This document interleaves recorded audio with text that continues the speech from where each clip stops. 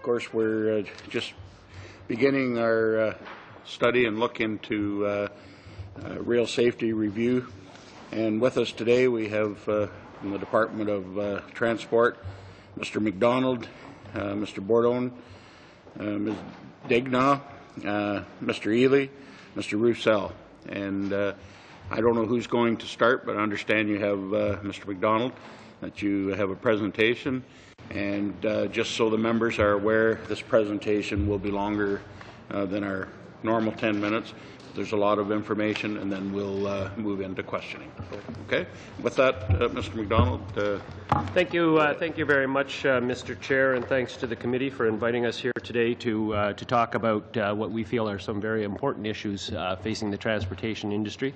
As you know, Minister Raitt appeared before the committee last week, and she tasked the committee with looking at both the safety of transportation of dangerous goods and the implementation of safety management systems in the transportation sector. So what we'd like to do for you today is help you start off that study by presenting today a bit of a primer on safety management systems and how we operate them at Transport Canada. And then on Wednesday, I believe, we've been asked to come back and we'll be giving you a presentation of our Transportation of Dangerous Goods program. So we're very pleased that the committee is undertaking this work, and obviously beyond those two presentations will remain at the disposition of the committee to come back and answer any further questions that may arise subsequent to your other witnesses appearing, and hopefully we'll be able to we eagerly anticipate the results of this study and the recommendations that the committee may have. So with that, I'll start my presentation. I'll be doing the main introduction to the safety management systems piece. I'll ask my colleagues to talk to their specific modal areas with respect to how safety management systems are implemented in the various modes at Transport Canada, and then I'll reach a conclusion thereafter. So obviously, it's safety management systems is a key priority for maintaining transportation safety in Canada, and indeed it's an international priority to ensure that our shared skies, seas and rails are safe and reliable and ready to move people and goods safely and efficiently. Transportation safety, first at home and then abroad, makes a significant contribution to Canada's agenda with respect to public safety and economic growth. As a trading nation with a huge land mass, we must rely on transportation to get our goods to market, our consumables into Canada, and our citizens to their families and communities. First, let me give you some context on Transport Canada's safety portfolio. There are some 3,400 employees in the Safety and Security Group, of which I'm the Assistant Deputy Minister, across our regions and at headquarters. 2,900 of these employees are professionals focused on the safety of the air, marine and surface modes of transportation. The rest have responsibilities to keep our transportation system secure. Safety employees are responsible for policies and rulemaking, licensing and certification, monitoring, enforcement, and third-party outreach programs.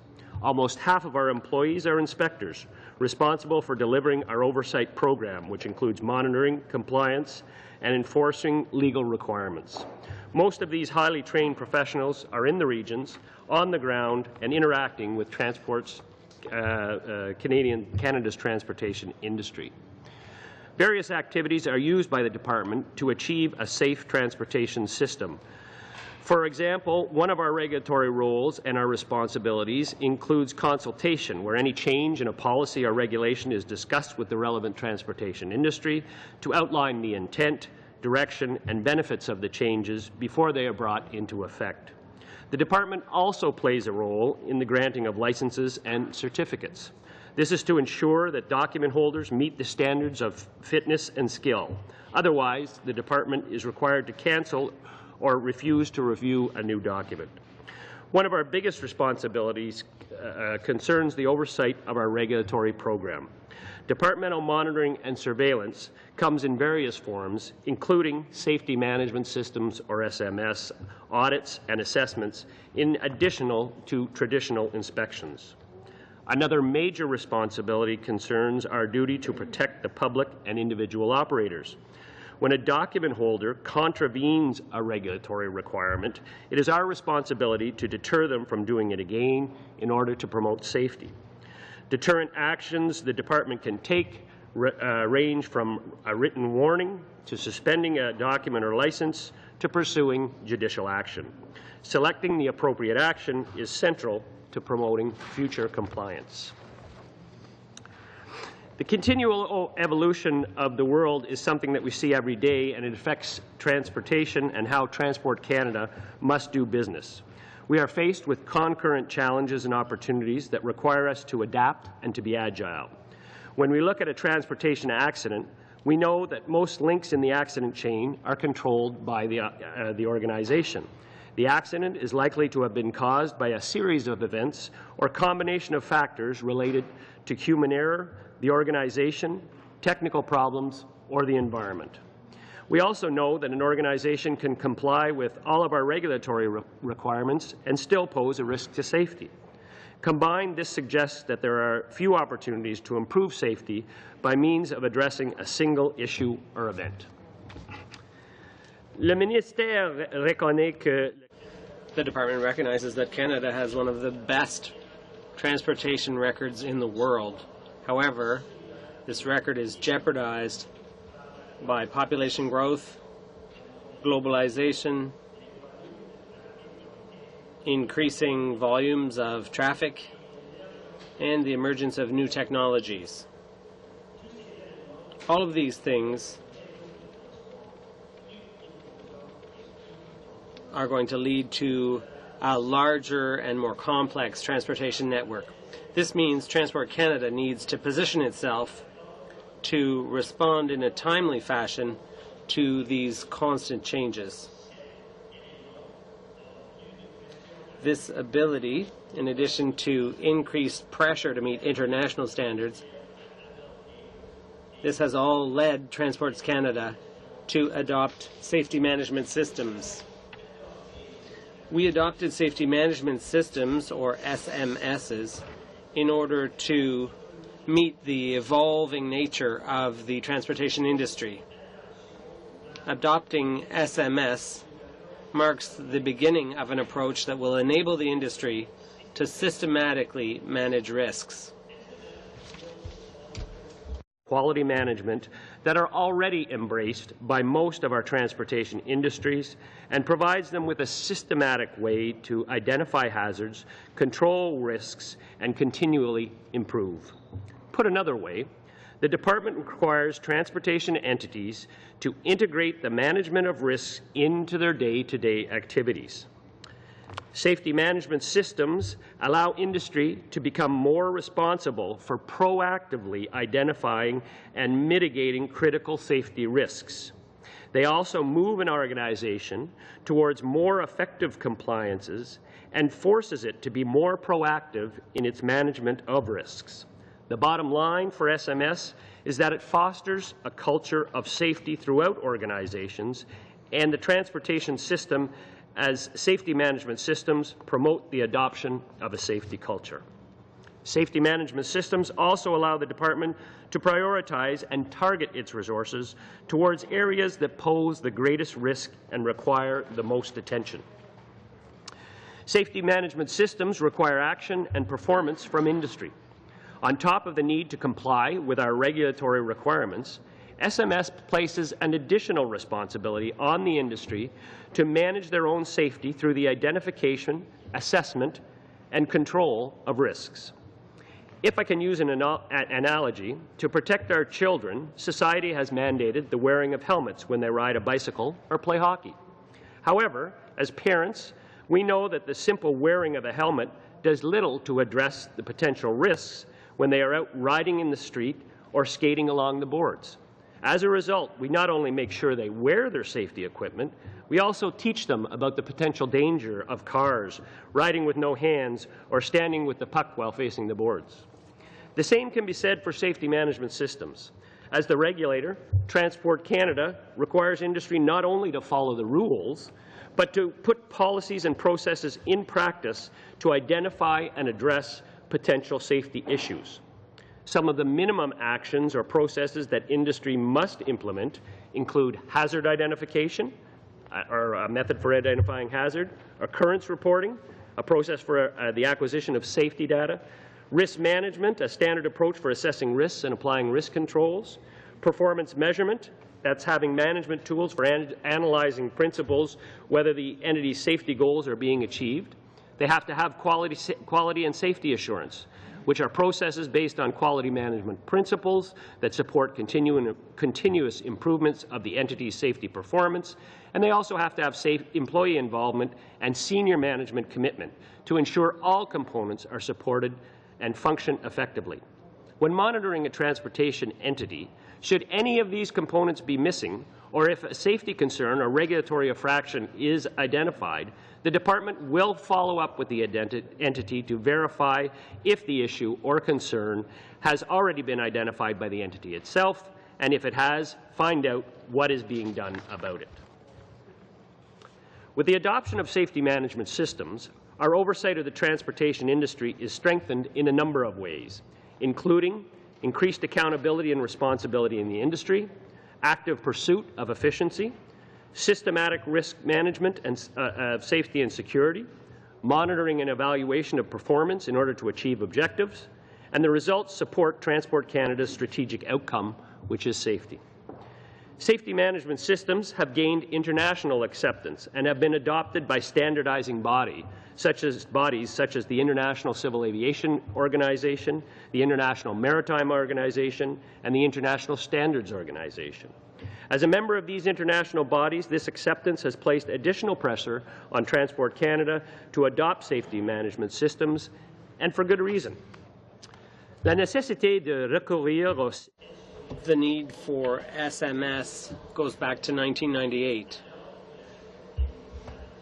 when Marine Safety was implementing the International Safety Management Code for certain ships making international trips. As you may know, rail and air safety followed in their footsteps by calling on their industries to officially adopt SMS in 2001 and 2005 respectively. Over the next few slides, I'll be focusing on each mode of transportation and the state of implementation of SMS, as well as the work that remains to be done. Before I begin, I'd like to note that the transportation of dangerous goods does not have an SMS program officially, but SMS principles are integrated into the various program activities. Colleague on my right, Mr. Martin Ely, who is the Director General of Civil Aviation, who will give us a short overview of how SMS applies in the aviation sector. Thank you.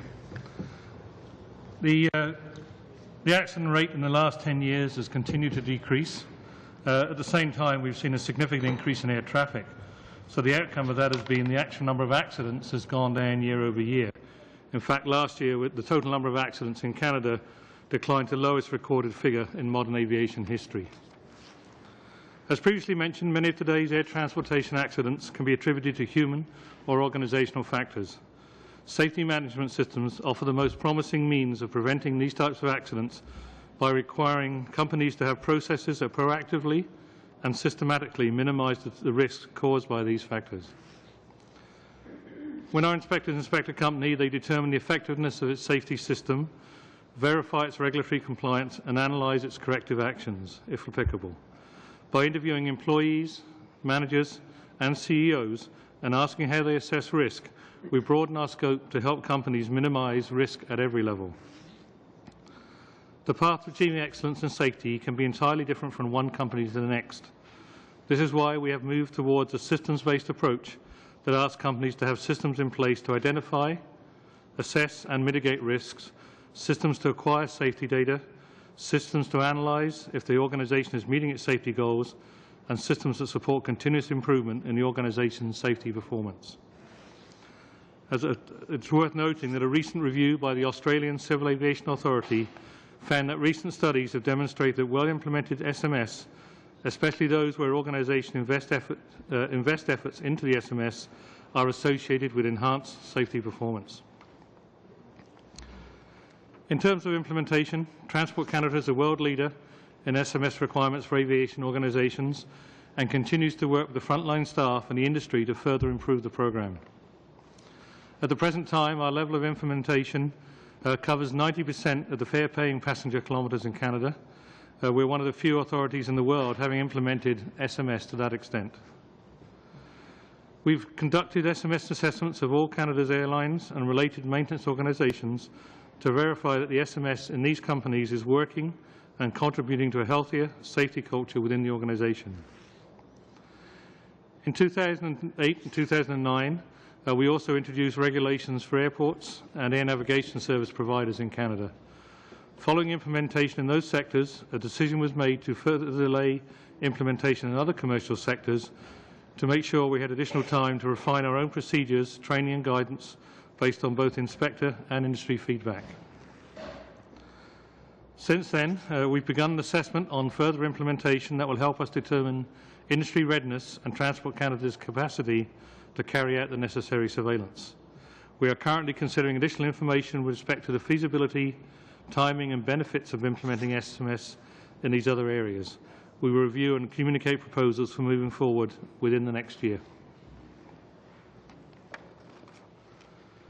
Since the implementation of SMS, we've also refined our oversight tools.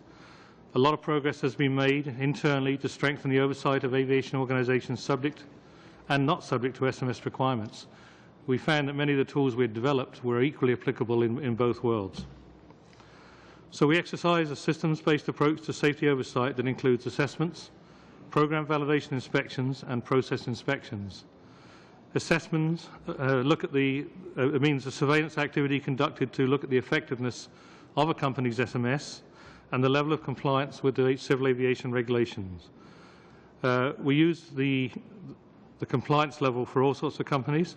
Sorry, I'm off notes here. The second form here, the program validation inspection, means a systematic review of one or more regulated areas of a company, subject or not subject to SMS.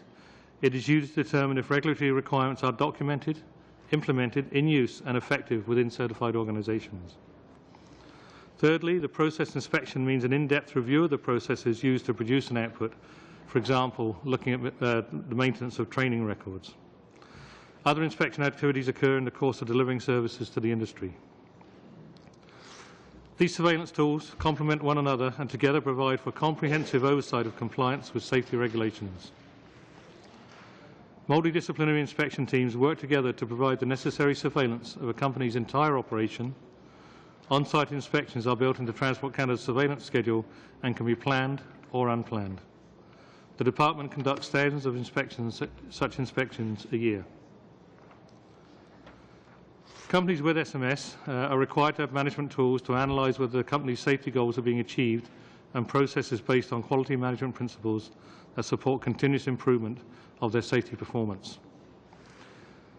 Our own program, our risk-based surveillance program, has brought several benefits to the organisation in terms of resource allocation.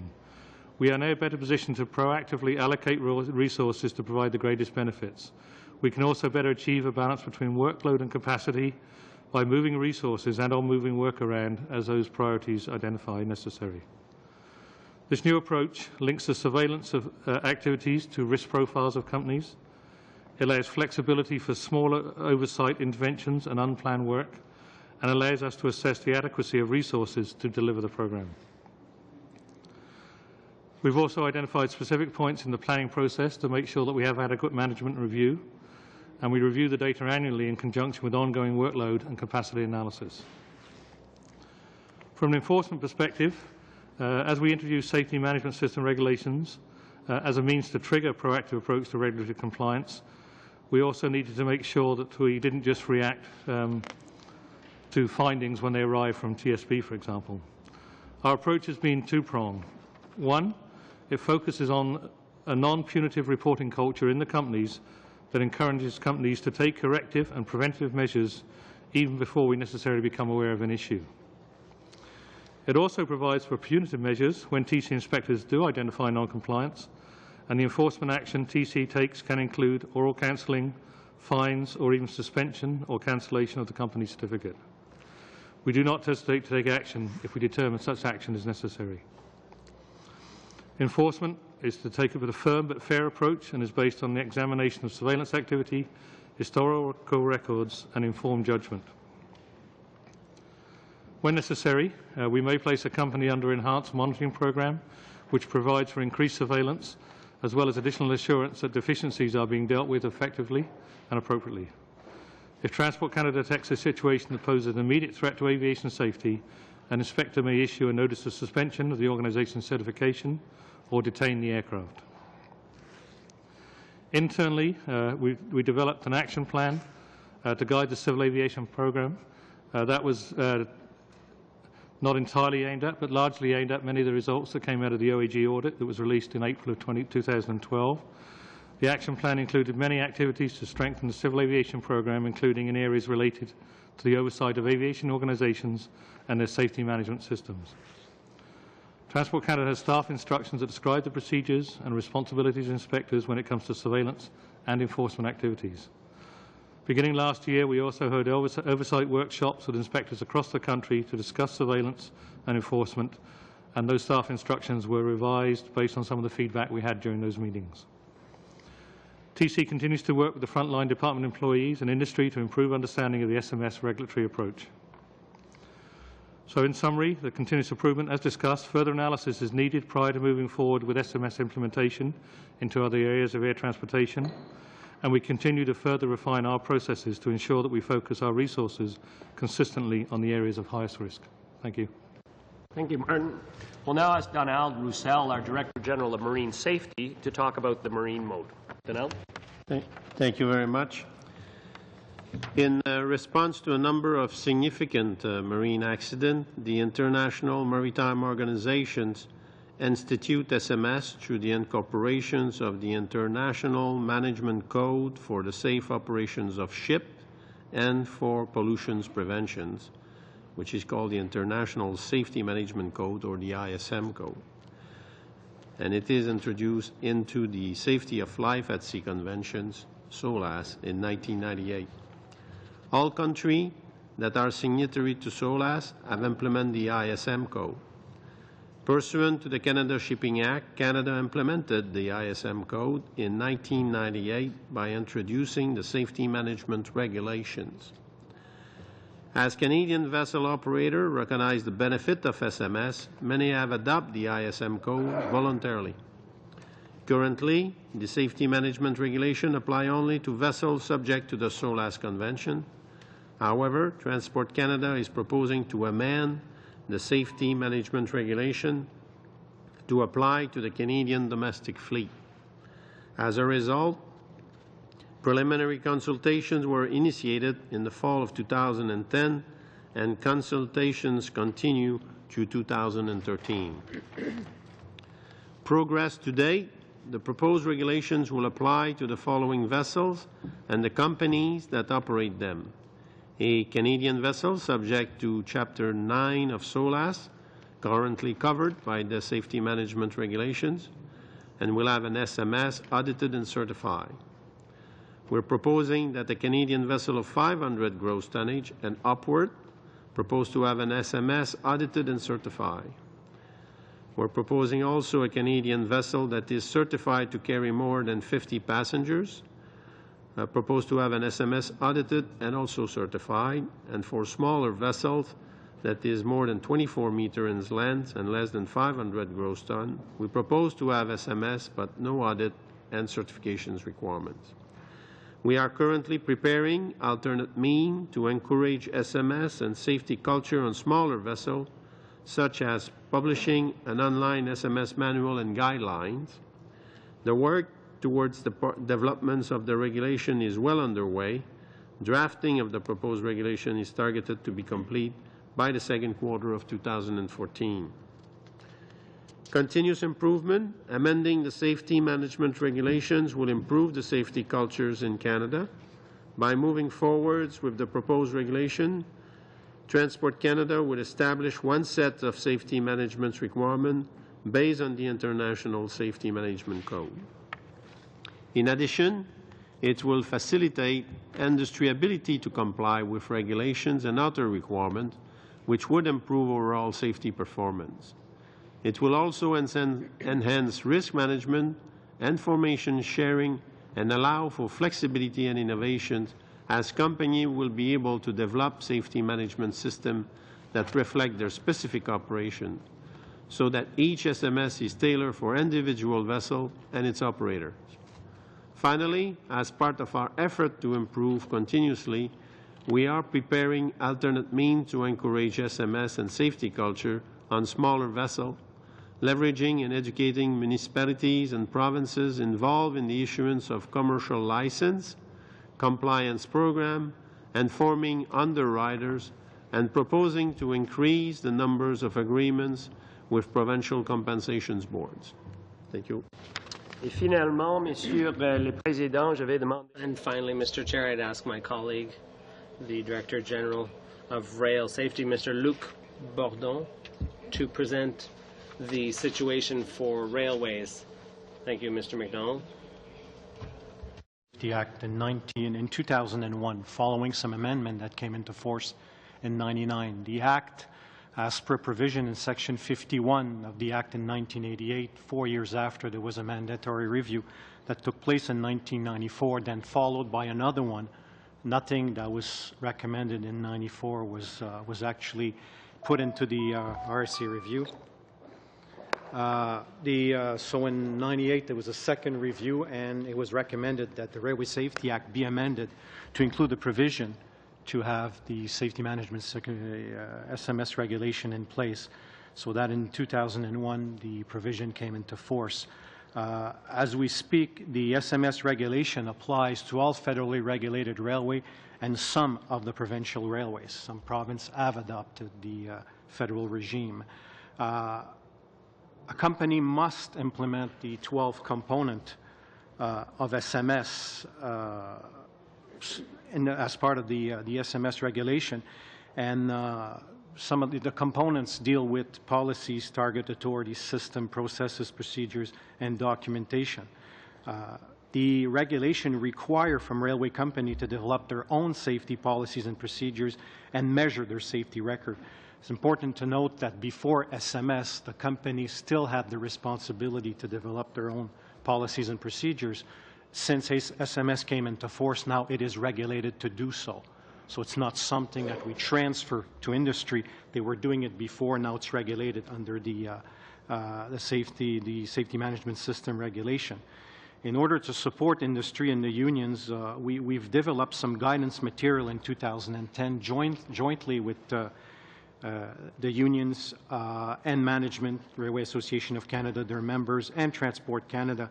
And we produced some guidance material, which is in a kit that we can distribute later on, which have guidance material to help the company. We got best practices for all railway, best practices for small railway. There's also a little brochure on the safety culture, as well as I'd say a little pocket document on SMS in order to assist the railways and the unions. Currently, there are approximately 35 railways in Canada that are subject to the SMS regulation. Once the SMS regulation is amended, we'll have about 80 railways, 79 that will come under SMS. Progress to date, both the Railway Safety Act review, which was a panel that was mandated by the minister to do a review, and they tabled the report in 2007, as well as the Standing Committee on Transportation, Infrastructure and Community, who also made some recommendation in 2008 to enhance the implementation of SMS in the rail industry. Many of these recommendations required legislative amendment, and they're all of them are now included, or most of them are included in the act that was amended on May 1st. In terms of continuous improvement, as a result of the amendment to the Railway Safety Act, which came into force on May 1st, 2013, work is underway to amend the SMS regulation, which responds to the RSA review, as well as the SCOTIC recommendation. So we're currently amending the SMS regulation to include many of the recommendations. Amendment to the RSA reflect the central importance of SMS and recognize the responsibility of railway companies to demonstrate that they continuously manage risk related to safety matters using SMS. So that's now clearly in the Act, as well that we've also included that as a result of risk management analysis, railway must maintain the highest level of safety. Amendment to the regulation will also clarify Transport Canada's expectation and require railways company to identify an accountable executive as a focal point of accountability for the safety of company's operation. This will require the involvement of employees and their bargaining agent, which was a recommendation also on the Railway Safety Act, as well as developing a non-punitive reporting system, and to add the ability to employees to report directly to Transport Canada in a confidential manner. We were planning to pre-publish the SMS amendment in Gazette 1 by summer 2014. Merci, Luc. So in summary, Mr. Chair, after more than 10 years of experience with safety management systems, we've learned a few lessons along the way that will benefit ourselves as the regulator, as well as the transportation industry we serve. For instance, we realize that performing SMS assessments must be supported by random or planned inspections. The use of monitoring and surveillance activities is necessary for the department to get a true picture of the operations of a transportation entity. Another point we've learned over the past decade is that we cannot take a one-size-fits-all approach to SMS, as this would advantage larger transportation organizations. To be fair to smaller businesses and operations, regulations and policies must be scoped and tailored so that safety requirements are appropriate to smaller operators. Nous sommes tout à fait conscients que we are well aware that before expanding SMS to other operators, be they air or marine operators, we have to do a full assessment of the risks and resources to ensure that all parties have the capacity to implement an SMS system. Although Canada has one of the best transportation safety records in the world, we recognize that we still face several challenges. Our minister strongly supports SMS and is determined to improve the overall safety of our transportation network. Continuing our hard work with our employees, unions, stakeholders, and interested parties. Together, we can all enhance and strengthen the safety of Canada's transportation system. And I want to thank you, Mr. President, and Mr. Chair, for allowing us to make this presentation today. And we would, of course, be happy to take any questions that members of the committee may have. Okay, thank you, Mr. MacDonald, and to all your officials. Just before we get started, I just wanted to recognize somebody that we have here today as a spectator at the committee. This lady, Miss Esther Bardot, was a former member of the International Parliamentary Internship Program in 2006. I had the pleasure of having her in my office for 6 weeks, and she's just here. She's sitting over on the far side. She obviously had a good experience here in Canada, and she came back, so please welcome her. And with that, I also wanted to remind the members of the committee that the officials here today, part of their job is to interpret or not so much interpret, but carry out policy for the government. I just wanted to remind you to keep your questions cognizant of that. So with no further ado, Ms. Crowder, 7 minutes. Thank you, Mr. Chair. And so you're telling me that the officials can't rewrite policy as we speak, then? I want to thank the officials for coming before us today. I have a question. This came out of actually an article in the Toronto Star. And this article was just a bit of context. As a growing number of train derailments raise public safety concerns, documents that contain a rail company's safety plan and play a key role in the regulation of the rail industry are locked up in a vault, say some industry experts and safety advocates, amid calls for increased transparency about rail companies and the products they carry. Company-specific safety regimes, which detail practices, policies, employee training, and more, are not available through Transport Canada. Although the federal regulator audits the safety plans known as safety management systems, SMS, for compliance, a spokesperson said that they're third-party information and should be accessed through the companies. Later on in the article, retired Justice Virgil Moshansky believes that a penchant for secrecy concerning transport regulation documents continues. Not disclosing a safety management plan is really an excuse to get around from disclosing faulty management systems or operations with the industry to the public. Can you comment on the fact that the public cannot access SMS plans, so really have no way of knowing whether the plans meet community needs, whether I need to be worried about a train rolling through my municipality? In fact, in this article, contrary to what I think, I can't remember, Monsieur Roussel said, the union raised questions about their lack of access to SMS plans in companies that they work for. Can you comment on that, Mr. MacDonald? Certainly.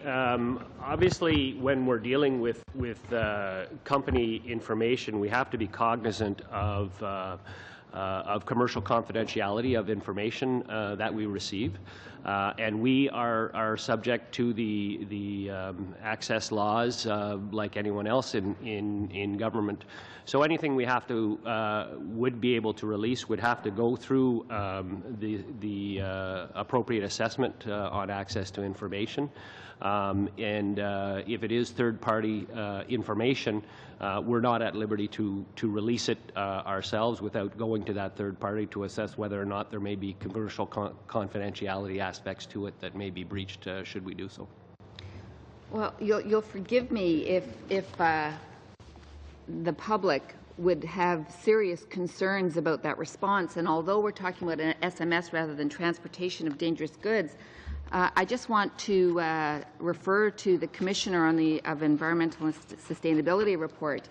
And that report raised some serious concerns about Transport Canada's oversight on the transportation of dangerous goods. And given the track record from the Commissioner of the Environment and Sustainable Development, what mechanisms have you got in place that can provide assurance to the public around your oversight of SMS plans and your ability to follow up and your ability to ensure compliance?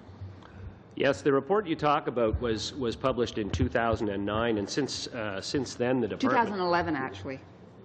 2011. And since that time, we've done a great deal of work to address the recommendations of the Commissioner of Environment and Sustainable Development.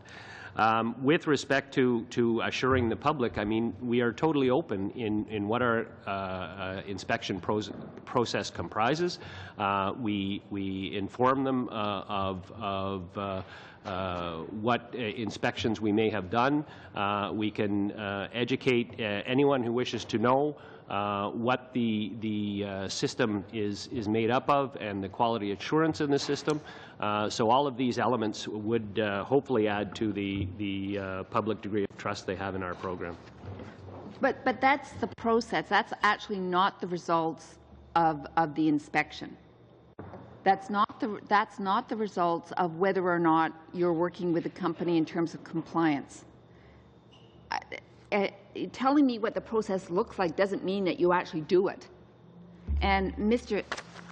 Eli indicated in his presentation, it's actually there was a note on page 6 of the document, when Mr. Eli was talking about moving ahead on SMSs, that in part there's a slowdown on moving ahead on SMSs because of the fact that you're reviewing the capability of the department in order to do that. So how can we have confidence that the review, the necessary corrective action, the follow-up review around compliance is happening when all you tell us about is a process? We don't have any results of the actual SMS process. As I said, we are somewhat restricted in what information we can release on individual SMS audits. That is not of our own doing. Those are the laws that we have to live within and respond to. We also, as I said, have to be cognizant of commercial confidentiality and to ensure that organizations are not using information that may be made available to them to gain commercial advantage. I'm not sure what I can add to that. Well, given the fact that my understanding is as part of your role as Transport Canada is to ensure public safety, the public needs to have confidence that that is actually happening. And when things are clouded by secrecy and lack of transparency, it's very difficult for the public to have confidence on that matter. I want to follow up on a recent announcement that was made with regards to transportation of dangerous goods. And I know you indicated earlier that transportation of dangerous goods does not have an SMS in place. There's other regulations, but transportation of dangerous goods is a somewhat different program in that we regulate the shippers and the product being shipped. So it doesn't lend itself to the SMS process. That being said, any transportation company that is transporting dangerous goods is subject to an SMS, and they have a transportation of dangerous good component to their SMS system. Okay, your time is expired. So anyway, we'll be back to you. Mr. McGinney, 7 minutes. Thanks, Mr. Chair. Thank you very much for being here today. Thanks for your testimony so far. I just want to go back and recap something I brought up with the Minister when she appeared recently, just to remind Canadians what's been happening at Transport Canada. Using fiscal years 2011-12 and 2012-13, aviation safety has been cut 11%, from $222 million to $198.6 million. Marine safety has been cut 25%, from $75.6 to $56.5 million. Road safety has been cut 5.5%, from $23.8 to $22.5. And I acknowledge there's been a paltry and nominal increase of $1.5 million a year for rail safety. So I think that's important for us to remember as we continue our discussion about SMSs writ large. It's also important for Canadians to remember that the very least, the conservative estimates, small c conservative estimates for the cleanup and decontamination and cost around Lac Mégantic are a minimum of probably $250 million. On top of which we're seeing massive increases in the shipping of oil by rail, longer trains, more cars, heavier weight, more risk. We're seeing our railway companies, of course, invest heavily in this regard because by 2025, even if every pipeline project in this country is approved, we're still going to see 1 million barrels a day of surplus oil that's going to have to be shipped somehow. So when I look at these SMS plans, picking up what my colleague from the NDP asked about public access to the information inherent in an SMS, I wanted to find out more about who's consulted. In your briefing, you say, quote, we're working closely with employees, industry, labor unions, and key interested parties. So let me ask you, for example, when you come to ground on an SMS that is being implemented, are urban governments, municipal governments that are most at risk, according to Mayor Nenshi, he doesn't agree even with the government's recent announcement about releasing yearly aggregate information presented by quarter on the nature and volume of dangerous goods that the company is transporting through municipalities. I can't for the life of me figure out why we're not revealing this prospectively as opposed to retrospectively. I don't know why my fire and first responders don't want to know in advance what's coming through my city, as opposed to 6 months ago. But I want to find out who's consulted. Are the municipal governments consulted, and are environmental NGOs consulted? The river in play in Lac Mégantic, we have no idea what that's going to cost in terms of its cleanup. We have no idea what the long-term costs will be. So who, in fact, is called to help craft these SMSs? Anyone who wishes to participate, we're more than happy to hear from. As a general matter of course, as I indicated, when we're developing regulations, we'll consult with the railways, we'll consult with the short line railways, their associations, the Railway Association of Canada. We'll consult with the municipalities, either individually or through their representative organization, the Federation of Canadian Municipalities. We consult with the unions, the Teamsters, the Brotherhood of Locomotive Engineers, what have you. And we make the proposals well known enough that is, if there is anyone else who wishes to come forward, we're more than happy to listen to what they have to say and to take into account their considerations when developing a new SMS regulation. 40 years ago, the Belgians, the Germans, and the Dutch realized that the Rhine was dying. So they actually figured a new way of doing business, and they started negotiating and implementing and rendering fully public eco-covenants. So shippers of chemical products, chemical factories, chemical companies, environmental NGOs, labor groups, governments all sit down together at one table in one process. They don't get what I describe as flashcard consultation. Now you see it, now you don't. They actually sit down and negotiate. And apparently German chemical companies have no problem revealing some of their so-called trade secrets, because these eco-covenants are signed off by environmental groups. They're made public, and they're 5-year plans. And any citizen can find out exactly what's going to happen on the Rhine with respect to the transport of chemical products and risky products. They can find out about pollution levels, they can find out about spills, et cetera, because it's all negotiated in advance. Why can't we work towards something like that in Canada, or can we?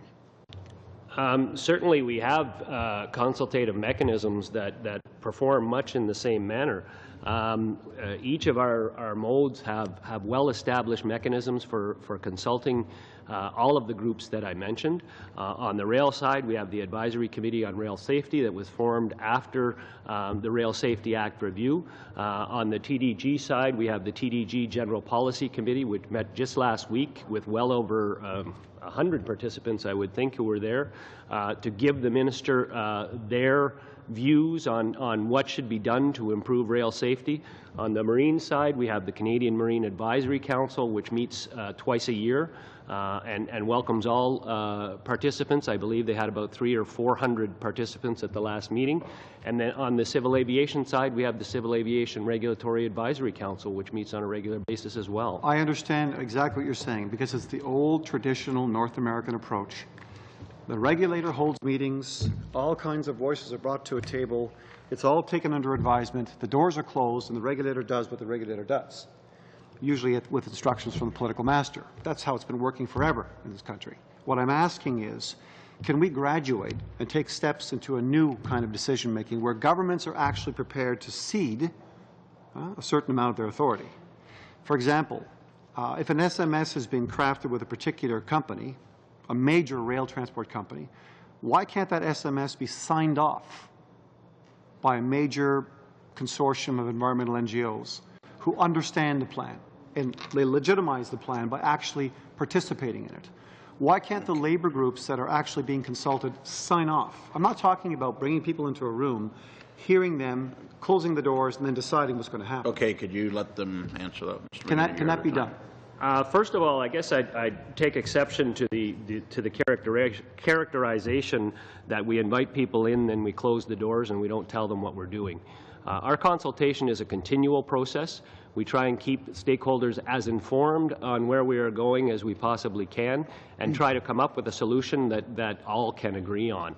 In terms of doing business a different way, certainly we're always open to looking at ways to improve our fora, and in fact we have revamped both the Canadian Marine Advisory Council and the Canadian the KRAC process on the civil aviation side just recently to look at new ways of consulting. So we're certainly open to doing things in a different manner. Okay, thank you. I'll move to Mr. Watson for 7 minutes. Thank you, Mr. Chair. Thank you to our witnesses for appearing today. Safety management systems, let me just address it in general terms at first. It is not deregulation. That is, it doesn't remove regulations from the book. Is that from the books? Is that correct, Mr. McDonald? That's absolutely correct. One of the biggest problems we have is people characterize it as deregulation. With the implementation of safety management system, not one Transport Canada regulation has been removed from the rule book. And in fact, we see safety management system as an umbrella regulation on top of all the others to make sure that they are working properly. Neither is it self-regulation. Is that correct? That is that the industry simply writes its own rule and the government accepts the way that industry has written it. That is correct as well, sir. It's the minister, in fact, at the end of a process, though she may give, though the companies may draw up a rule, it's the minister who has to approve that rule at the end of the process. Is that correct?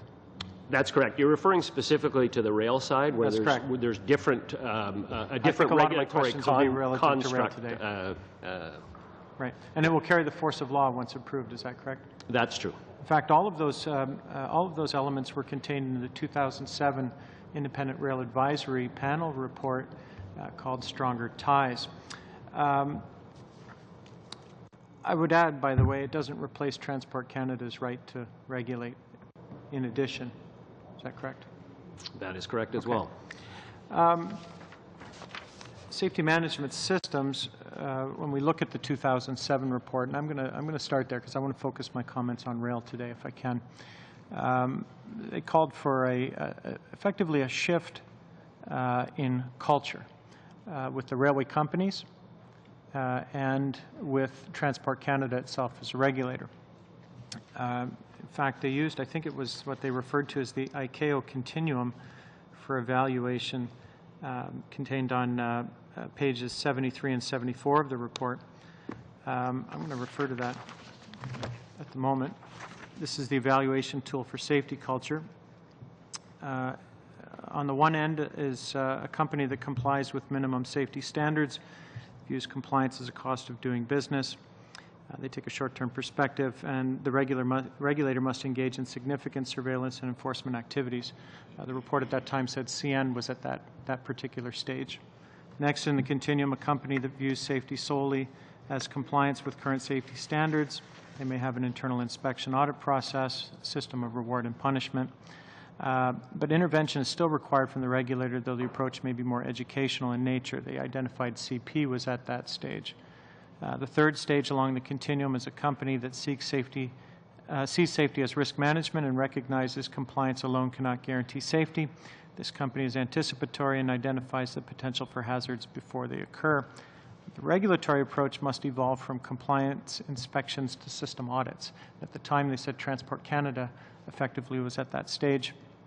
The next stage, the fourth stage, company that views safety as an opportunity. They leverage safety management capability to economic benefit, long-term outlook. The regulator's role is primarily one of monitoring the company's safety performance. They had VIA at stage 4 in terms of its progress in the implementation of SMS. And then at the advanced end of the continuum, which is stage 5, a company that has fully integrated safety into its business practices. Safety is reflected in core values and built into the business model, and the regulator's role is one of monitoring. That was the 2007 report. Again, they had Transport Canada at level 3. We are now 6 years down the road with the implementation of safety management systems. Mr. McDonald, where would you say Transport Canada is today? Certainly we've progressed from where we're at in 2007, and to talk to the specific rail experience on how we've progressed and to what measure, I'll turn to Monsieur Bourdon to answer that question. Okay. I think we progressed by adopting many of the recommendations that were generated by the report that Mr. Watson is talking about. I mentioned earlier that now we do have guidelines that were developed to assist the railway.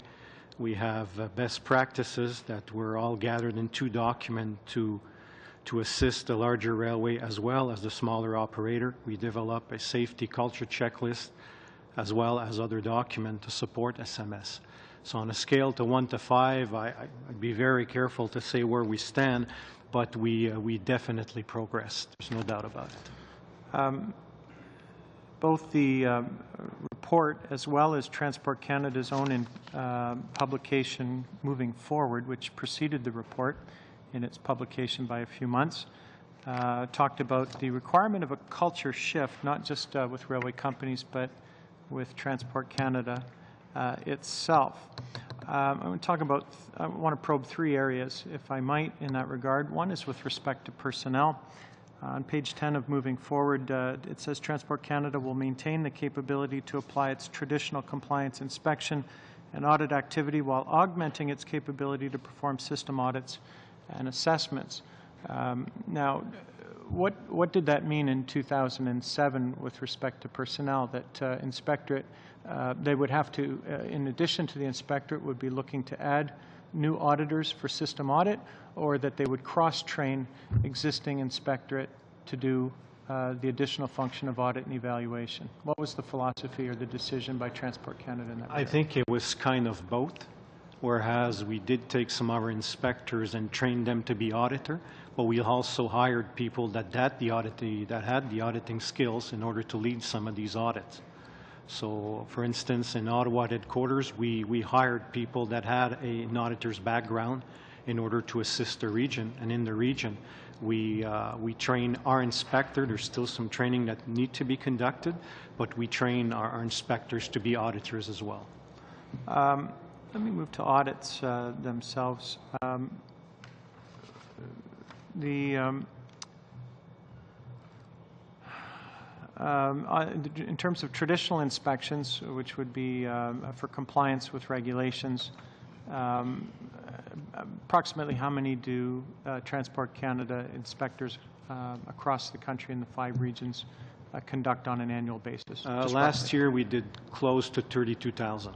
2,000. I think it's 31,625. All right. So something like that. Watson, sorry, if you want to just finish that, Mr. Bourdon. That's the number of inspection we conducted, yeah. Okay, you're out of time, but I understand you're taking the next 7 minutes, so your 7 minutes. Much.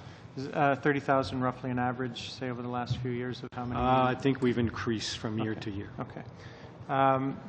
Moving to system audits, which would be the next phase on top of traditional inspection. How many audits would you conduct in a typical year? It varies from year to year depending on how many components of the SMS regulation we want to verify. Right. We may not do a full-blown audit of the 12 components, so we may just be risk-based and go and do only a certain amount of these components. So it could vary 9 or 12, but I could bring to the committee the exact number. Okay, so a safety management system, just for sort of a visual perhaps, there are obviously a number of components that are in a safety management system. It wouldn't fit neatly, say, into a binder like this, right? How large would a safety management system be for the public's understanding here? I mean, for a company the size of our Class 1 railway, it could, if you try to gather all the information and all the documentation, it could fill a room. Fill a room. So that would require a number of auditors and a considerable amount of time. How many federal railway companies have been audited for SMS? Since the beginning, I would say pretty much all of them. For components of SMS or for a full understanding? I think we started at the beginning, at the onset, with full-blown audit with the 12 components, but after a while we try to be more risk-based and focus on the key components. Getting into, let me see where to take this here.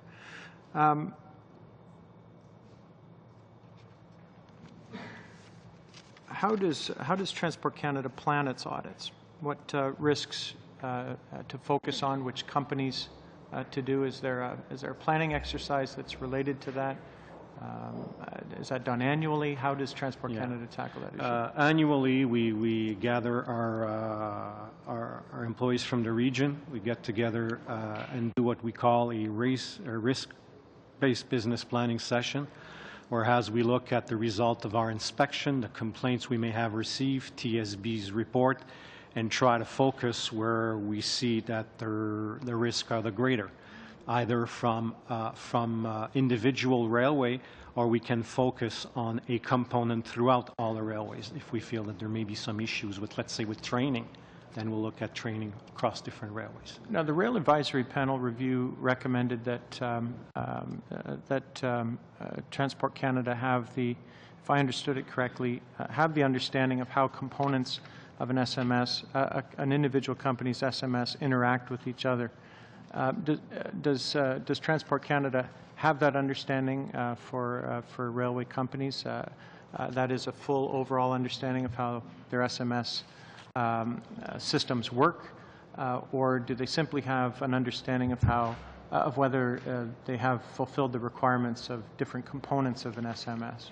I think with the amount of time we spend on the ground with each of the railway, we got a good understanding of how their SMS works.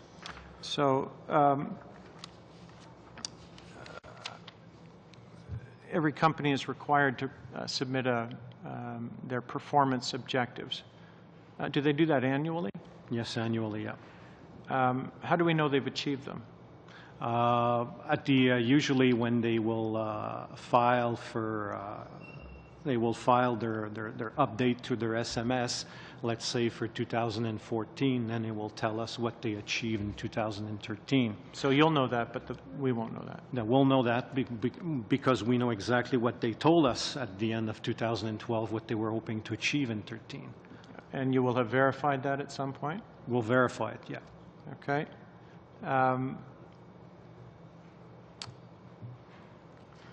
Does CN or CP or any of the rail companies do their own system-wide audits on their safety management systems? Yes, they do. Yeah, they do internal audits. And do you verify and audit those as well? Yes.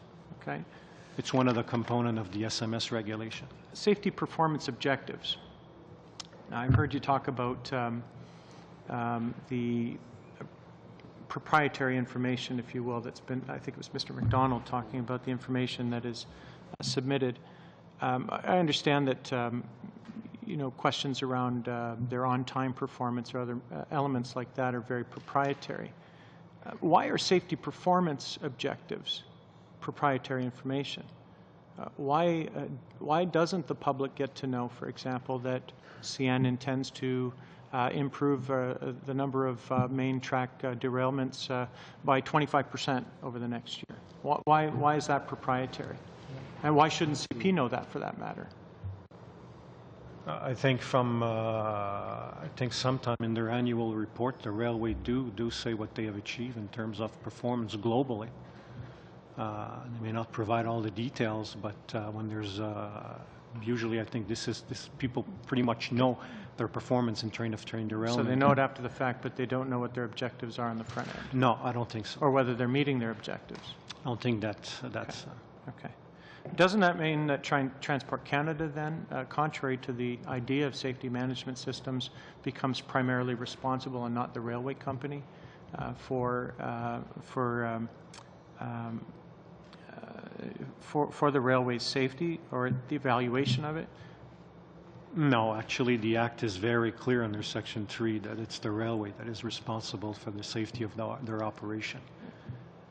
Well, I appreciate that, but it leaves Transport Canada in the position of being the only one that knows whether, in fact, they're meeting their obligations. No? Go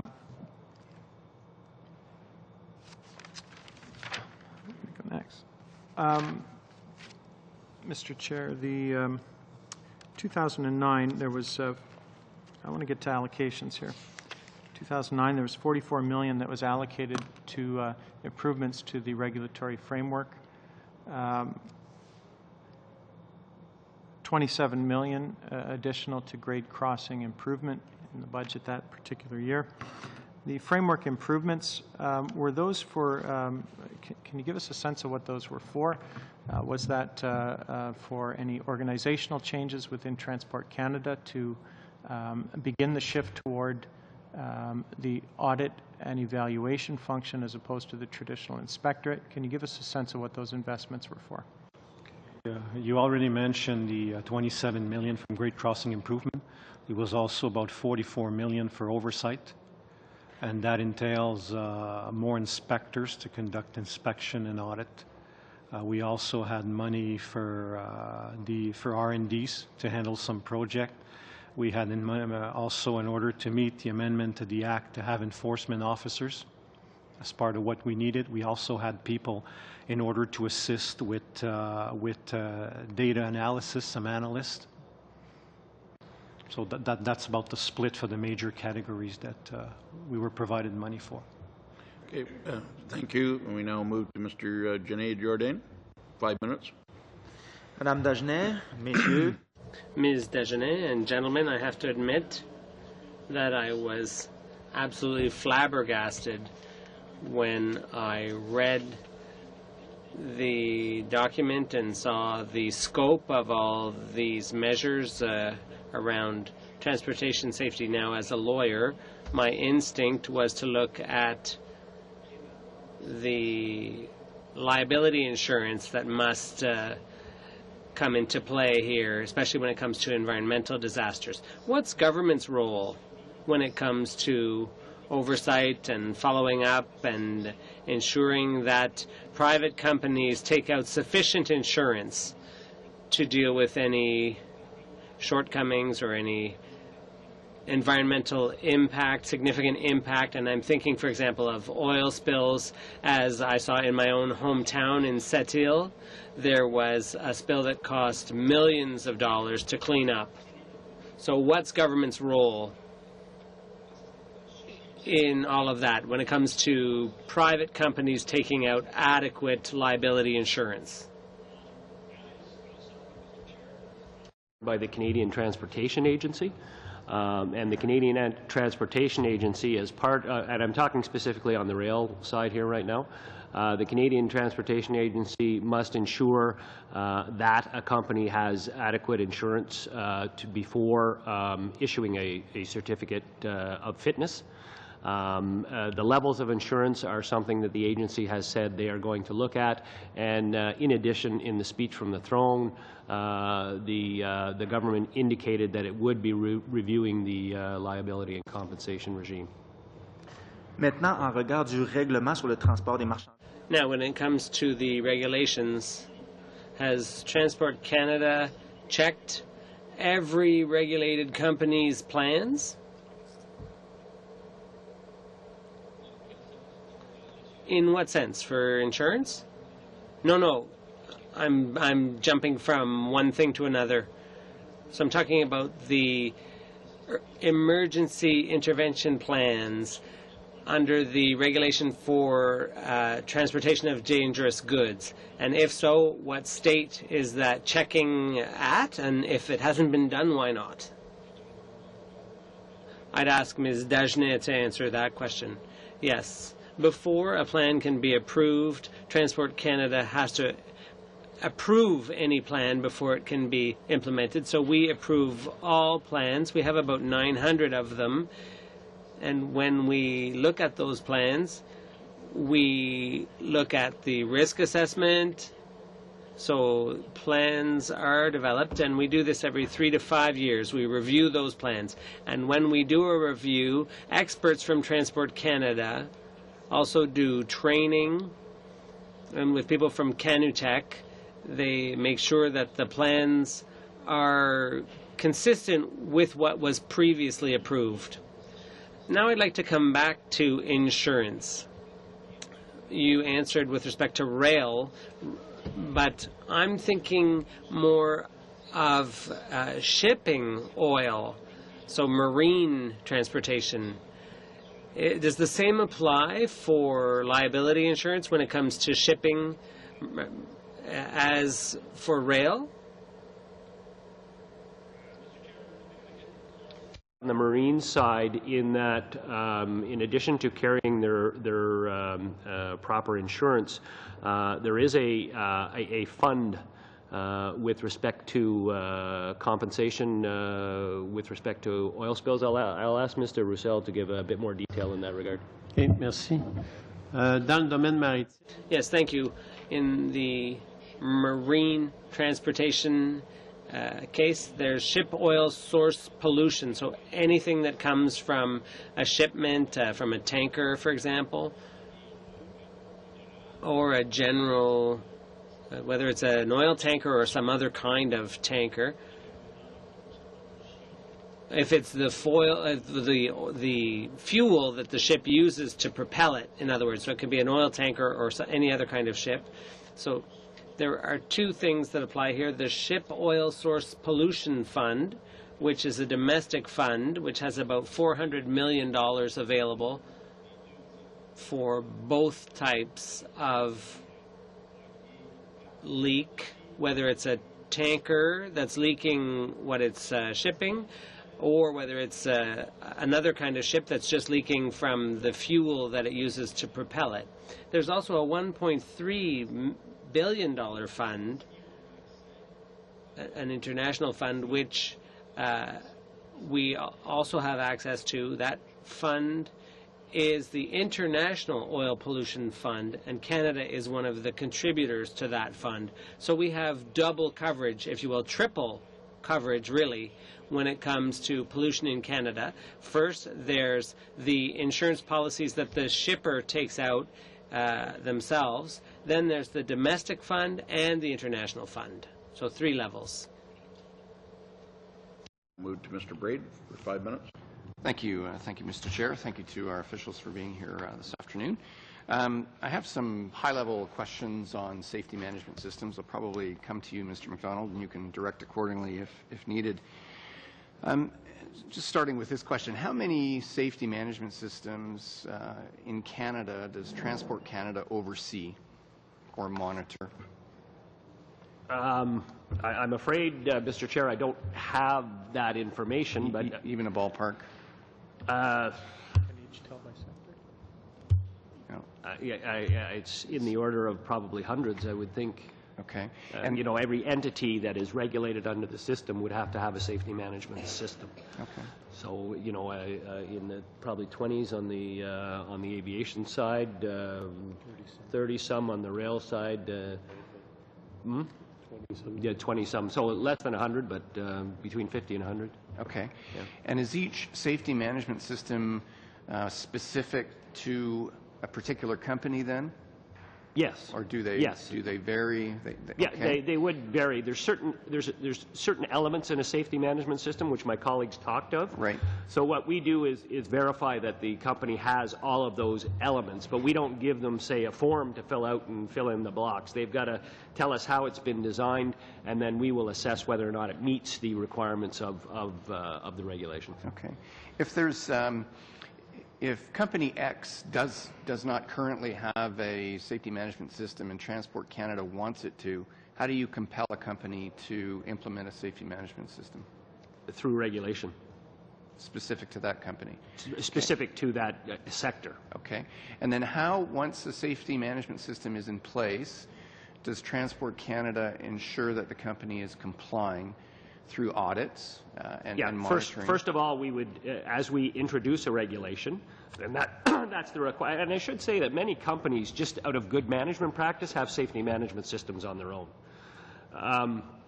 But when we introduce the regulation, we would then require all of the operators that are subject to that regulation to submit to us their safety management plan. So the first one developed.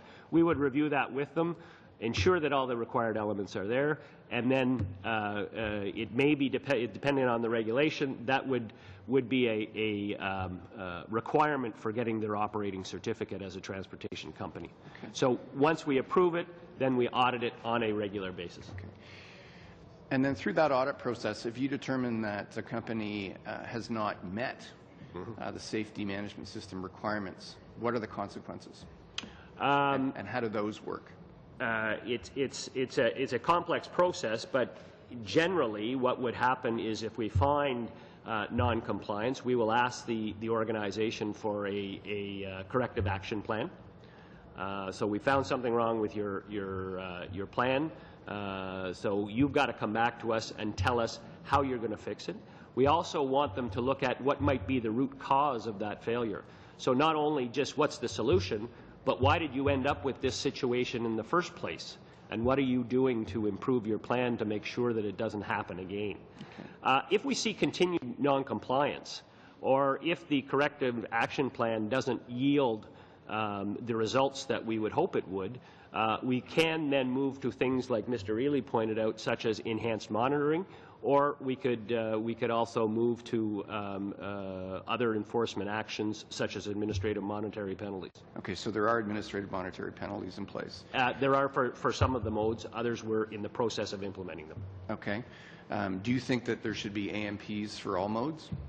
We'd like, as much as possible, to move to a consistent safety management construct for all of our modes. While modes are different and they operate differently, we feel the overall construct of the enforcement regime should be similar from mode to mode. How many administrative monetary penalties have been imposed in the last, I don't know, 2 years? I don't have that figure at hand. Okay. I'm sorry. And when a penalty is imposed, where does that funding go? Back to the Consolidated Revenue Fund, I believe. Okay.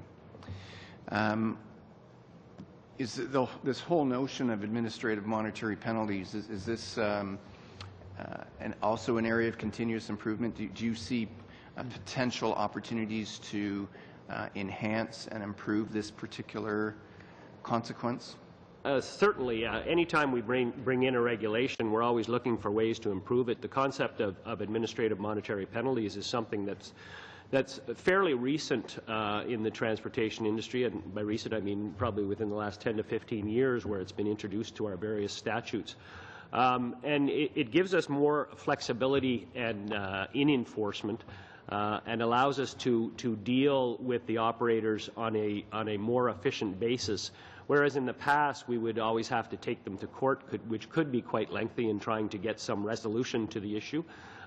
This way allows us, through our inspectors and our enforcement people, to get to the nub of an issue in a more efficient and swifter manner, and hopefully get the desired result, which is a safer operation at the end of the day.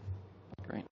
Okay, your time has expired. Now we'll move to Ms. Boutin-Sweet, 5 minutes. Mr. Stauffer, you're going to take 5 minutes. An honor to be on the chair with you, sir. Thank you very much. Glad to have you here. First of all, folks, thank you all very much for coming. But on a cursory view, it looks like these SMSs appear to be more aligned towards the company's vision and the business vision, and not necessarily for the public and the environmental consideration. You even said in your remarks here that regulations are more or less to adhere to the businesses, but you didn't say people or the environment. And I can appreciate that, because a few years ago I had a run-in with an airline on the East Coast when they removed the life jackets from the aircraft, and they said the seat cushions on the plane should be good enough. And somebody at Transport Canada had to authorize that. And I just wondered how an airline could actually remove a safety factor and get approval from the federal government for that.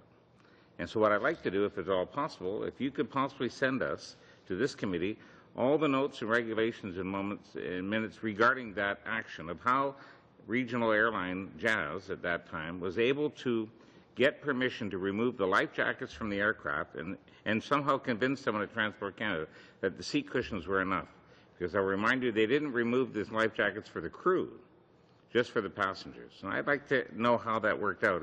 If you wouldn't mind forwarding this committee that information in the future, it'd be very interesting to see the comments on how that transaction worked, because my concern here, I look at these audits that were done on a variety of issues right here, and it makes, if I was just a general public person, I'd be kind of nervous about what my government and what my transportation government is doing. I worked 18.5 years in the airline industry, and I have to say that the airline industry is one of the safest industries in the world here in Canada. And that is kudos to Transport Canada, it's kudos to the airline industry and to all the people that work there.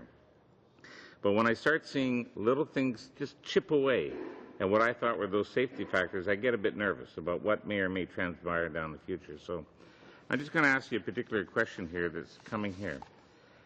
With all the cuts that are happening to your department, right down here is at the very end. This I thought was a good one. When the government announced the closure of the BC Oil Spill Response Centre and the shutting down of the Kitsilano Coast Guard Station, did the department in any way conduct an analysis of what these decisions would do in the monitoring of the safety of marine shipments of dangerous goods? In any way, was there? Were you asked at all to do any point of order, Mr. Watson? I appreciate the nature of the questions. Today is about safety management systems and the government's ability to monitor safety management and fully implement safety management systems. It's not about other regulatory policy or other sort of government budgetary policy, for example. So, okay, if it's part of the SMS, I think you're straying a little bit, but continue. Thank you. Would you be able to answer that for us? Well, the two programs that, Mr. Chair, that the member cites, neither which reside within the Department of Transportation or our responsibilities at this particular table. The Kitsilano base obviously is a Coast Guard issue, which is not an arm of the Department of Transport. And then the oil spill response organization, I believe it's with the Department of Environment, but I'm not 100% sure where that organization resides, but they're not within Transport Canada. So as a courtesy, you weren't asked in any way to comment on those particular aspects in any way, were you? I'm not aware that we were, but perhaps Monsieur Roussel can provide, since they're both marine matters. Yeah, on the Kitsilano base, we had no comment on that. However, on the other element that you're raising, it's related to the, if I recall, it's related to the risk assessments, and the Department of Environment is in charge of that, and they inform us that the capacity to do analysis when in case of oil spill will be maintained, and it will be delivered from Montreal. Last question for you before I give it up here is, my colleague from the Liberals inquired about the municipalities and having the information they need, first responders, to understand what is being shipped to their communities well in advance. Will we be assured that in the future, any shipments going through any community in this country, that those communities will know well in advance what is coming through their community and what type of containers are coming in, when it will be there, and what first response capabilities are there in the event of the unlikely event that something may happen? The current protective direction calls for railways to consult with those communities about what is traveling through their respective communities. And we worked very closely with both the Railway Association of Canada and the Federation of Canadian Municipality in developing that directive. And we've been assured by all railways that they will comply with what we have asked them to do. A few seconds, but you're okay. Oh, okay, good. Then you say the railways are to do that. Will you be monitoring them to ensure that they do that, or just take their word for it? No, we will be monitoring them, sir. Thank you. Thank you. Now move to Ms. Young, 5 minutes. Thank you very much for being here today. Moving to the BC coast, and because I'm from Vancouver, I have a question around the SMS for marine traffic. It's my understanding that it's been 15 years since the implementation of SMS for marine traffic. So can you explain the delay in rolling out the regulations and compliance for this industry? I'll ask Monsieur Roussel. He can give the detail, but there's a bit of a nuance there in that a certain section of the industry, i.e. those ships that are responsible or answerable to international convention, already have SMS systems. And what we had talked about was moving the system further down to further cover portions of the domestic industry. But I'll ask Mr. Roussel to give some more detail in that regard. Going to be my follow-up question, actually, was how it interrelates with the international marine safety. So if you can cover both, that would be great. Okay. Anil? Okay. On the marine side, we did follow the coming into force of SMS at the international level, so we were not late at having the regulations. You can read, for example, SOLAS 98, but usually member states have about 18 months to implement a new sets of regulation adopted by the international maritime organizations. So we've been following that, and it's been in place for the past at least 15 years. The challenges that we get internally for the domestic fleet. So I got to mention that many of our operators do have adopted the safety management systems, and they're using the service of recognized organizations to do the work, and we do audit them, so we are fully informed when they're doing what we call the document of compliance, which is at the company level, and the certificate of compliance, which is at the vessel level. The challenge that we're facing at this juncture domestically is right down to the smaller operators. For example, fishing vessels, small passengers operations, how much of a large international systems they can actually adopt. We've done some preliminary work with many of the smaller operators. We've done some pilot projects. We learned from those pilot projects, and what I present in my presentation is we think the further we can go at this juncture. We look at SMS also in an holistic way. We do not think that it's just the federal regulators who's responsible of SMS safety management. We think that, for example, the work compensation boards of provinces have an interest in this, as they are covering for accidents, liabilities, and for workers. And we have seen some very interesting projects with BC. Safe BC, which is the equivalent of work compensation boards in British Columbia, where they are helping operators who, with reductions in premiums when they adopt SMS on a voluntary basis. So we think that there is major progress there.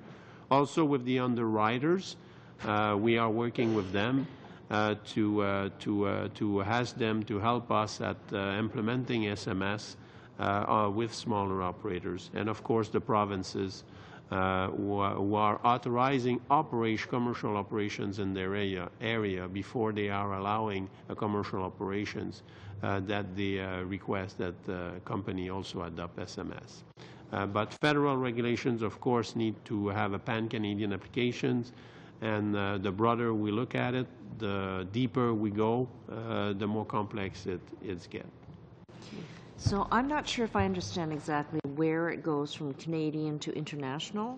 Can you clarify that for the record? For example, shipping and navigations is global in nature outside Canada. So, for example, a Canadian vessel that is certified to do international voyages will have to meet the ISM code. So a vessel leaving Montreal for a trip to Europe, when they're going to arrive in Europe, the European will want to inspect the Canadian vessels. They want to see that it's met international standards. It's the same for us when the foreign vessel visit our country. So we have two programs for verifications of foreign vessel, one on the eastern part of the country with what we call the Paris MOU and Port State Control, and on the Pacific side with the Tokyo MOU. So both of those regimes give us a safety, protections of the environment, and security verifications regime with 42 international partners altogether. Now, you did say that there are the larger vessels, of course, the shipping vessels, but that meet the international code. But then what about the smaller vessels? And I think that in your reply, you said that Safe BC is responsible for the smaller vessels, and you think that they're in compliance. But are you sure, and what do we have in place for that? Okay. Safe BC is not in charge of smaller vessels. WorkSafe BC is in charge of work compensations for all workers in the province of British Columbia. What we're working with them, a concrete example, is with the tug and barge operations in BC, which is a very large group. We're working with them to ensure that if a company do adopt the safety management systems and we want to be able to guide them on how to do this. That's why we're producing manual guideline and so forth, that they will help them financially at reducing some of their premiums, because they become a company less at risk. So we leave that portions to the work compensation boards of the province, but we think they have a very large leverage with smaller operators. Okay, your time has expired, Ms. Young. Now move to Ms. Boutin-Sweet. 5 minutes. Merci, Monsieur le Président. Thank you, Mr. Chairman. I'd like to start with rail safety. In the U.S. and in Europe, there are some rules that have been around for a long time, and rules have been contemplated for a while here. For example, around brakes in the U.S. right now. Since 2008, there's been a regulation for railway carriers, Class 1 railways, and this is being implemented for this once again, but today is about safety management systems, and both the Transport Canada's understanding of safety management systems and its ability to implement safety management systems, not the broader regulatory framework. We're going to have a year-long study. There's ample opportunity to explore other aspects of the regulatory environment for rail or any other mode, including what other aspects, whether there are any gaps in the regulatory environment. Safety management systems are not in and of themselves regulation, but we're examining that today. Yeah, if you could stick to the topic. Bon, à ce moment-là, je vais... Okay, well then I'll move on to something else. I'd like to talk about marine safety. The Marine Safety Fund is getting smaller and smaller, and yet in 2005 and 2010, the oil tanker traffic has tripled and probably will do so again by 2016. And when it comes to rail transportation for oil, that's gone up 280 times since 2009. And we see the budgets are decreasing.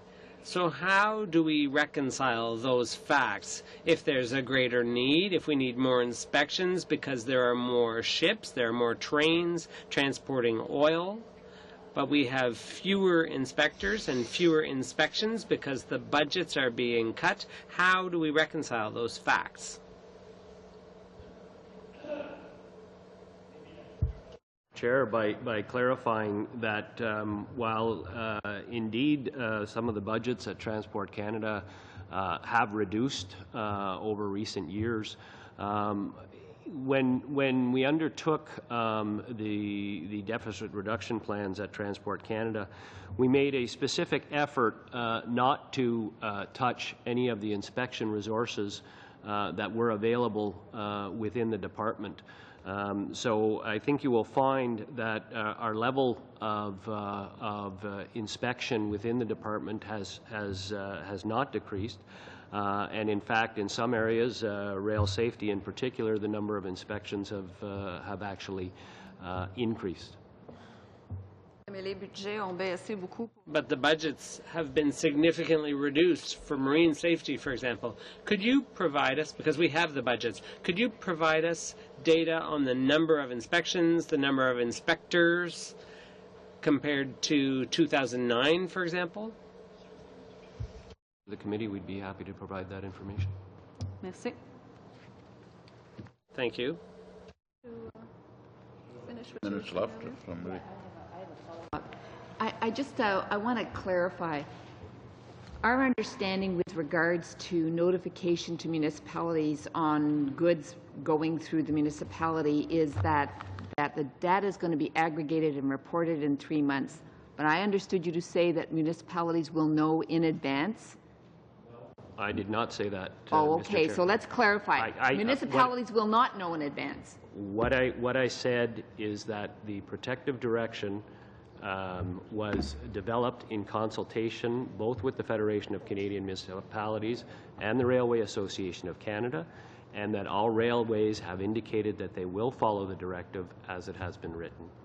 So my understanding of the directive, at least what's in the public domain, is that aggregated data will be reported every 3 months. So in fact, goods will be going through communities without their knowledge beforehand. They'll know after the fact. Perhaps Madame Dagenet can This clarify. protective direction was actually agreed by both parties, so by the Federation of Canadian Municipalities and the Railway Association of Canada. It is understood that trends in rail transport does not really change that much in terms of the Class 1 railways. If you look at the smaller railways, there is a section in the protective direction that indicates that if there is a significant change in what they see as a trend, they need to immediately notify the railways need to immediately notify the municipality that they see a trend and that there is a movement of increase in certain type of transport of dangerous goods, because petroleum crude was one of the increase that was identified as something that municipalities should have been made aware of in terms of an increase. The protective direction helps first responders being fully equipped and fully trained. So if you look at the transport per se of the different type of dangerous goods, if the trends doesn't change, the firefighters and the first responders and in each municipality is already or will be prepared and trained to answer any incident when the train actually goes through their municipality. Okay, your time has expired. Now move to Mr. Albrecht for 5 minutes. Thank you, Mr. Chair, and thank you, Mr. MacDonald and your team for being with us today and for giving us what I consider to be a very comprehensive and also complex overview of the safety management system. And I thank you for confirming again today that it is not a deregulation or a self-regulation concept that we're dealing with here. In fact, page 3, for me, page 3 of your deck today in your presentation summarized very well the whole area of how the SMS system is developed. And going down through the points there, consultation, examination, licensing, and so on, I'll come back to some of those later, but just on the consultation alone, I'd like to spend a few minutes on that. You indicated at various points throughout your presentation today that you incorporate the involvement of stakeholders, multiple stakeholders, including unions and employees of the company in developing and implementing the SMS plan, including providing guidance by Transport Canada in developing these plans, including examples of best practices. And the results, we would hope, would be fewer accidents, fewer reduced costs, but also it would seem to me there'd be an increase in customer confidence. So to me there would seem to be a self-preservation motivation on the part of any company that they would want to implement an SMS plan, regardless of whether or not there are regulatory systems in place to do that. In fact, there are many other sectors, not in transportation, health sector, food processing, chemical processing, that would automatically have SMS systems in place. So the whole idea of improving customer confidence in the product, I think, is key to understanding the difference between simply regulation and having a system in place for self-governance and including the regulatory part on that. So going down through the other points on your page 3 there, the examination, licensing, and certification, initial approval of the SMS system, and then the ongoing oversight and monitoring, authorization of third parties to check on pilot proficiency, and those sorts of things. The last point on deterrence. Now, we've talked a little bit about the monetary penalties, but I haven't heard anything on the suspensions, cancellations, or refusals to renew. I'm wondering if you could just give us some examples of the length of time for a cancellation or a suspension, how those things would come into play. Right.